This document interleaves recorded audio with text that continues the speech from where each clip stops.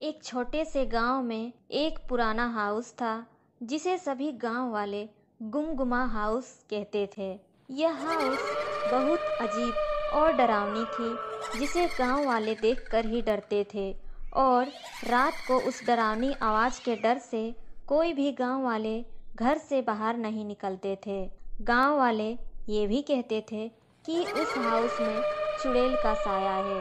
तभी ये सब बातें को सुनकर एक दिन गांव का एक नौजवान लड़का उस हाउस में जाने का फैसला करता है कि आखिर सच क्या है। इस बात को जानने के लिए तभी आर्यन अपने दोस्तों के साथ उस हाउस में जाता है।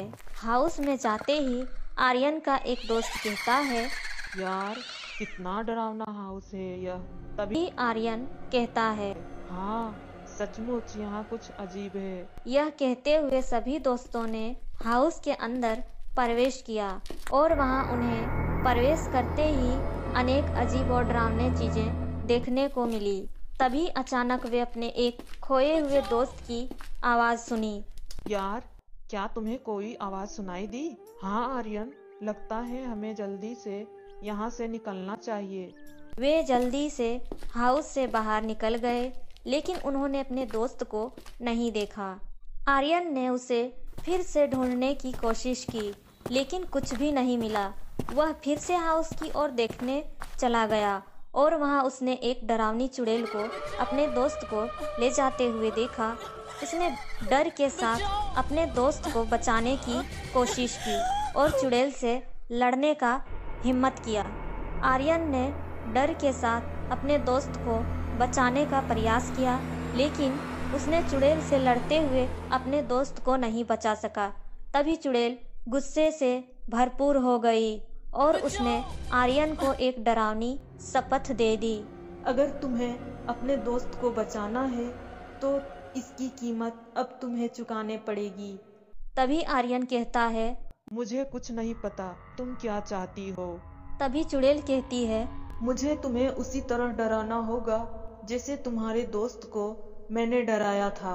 अगले 3 रातों में तुम्हें गुमगुमा हाउस के अंदर आकर अपने जीवन की खोई हुई चीजों को खोजनी होगी। अगर तुमने इस मिशन को पूरा नहीं किया तो मैं तुम्हारे साथ कुछ भी कर सकती हूँ। आर्यन ने चुड़ैल की शपथ को स्वीकार किया और अगले 3 रातों में हाउस के अंदर जाने का फैसला किया। पहली रात उसने हाउस के हर कोने को जांचा लेकिन वहां उसे कोई भी अजीब चीज नहीं मिली। वह सोचा, क्या चुड़ैल मुझे धोखा दे रही है? दूसरी रात उसने फिर से हाउस की खोज की लेकिन फिर भी कोई सच्चाई नहीं मिली और वह थक चुका था लेकिन उसने अपने अंदर का साहस नहीं खोया। तीसरी रात वह खोजते हुए एक गुफा में पहुंच गया और पहुंचने के बाद गुफा में उसने एक खास राज खोजा जो एक पुरानी किताब थी। आर्यन उस किताब को उठाकर ले गया और वह वही किताब थी जो चुड़ैल की शक्ति को खत्म करने में मदद कर सकती थी। और फिर चुड़ैल की सामना करने के लिए आर्यन तैयार हो गया।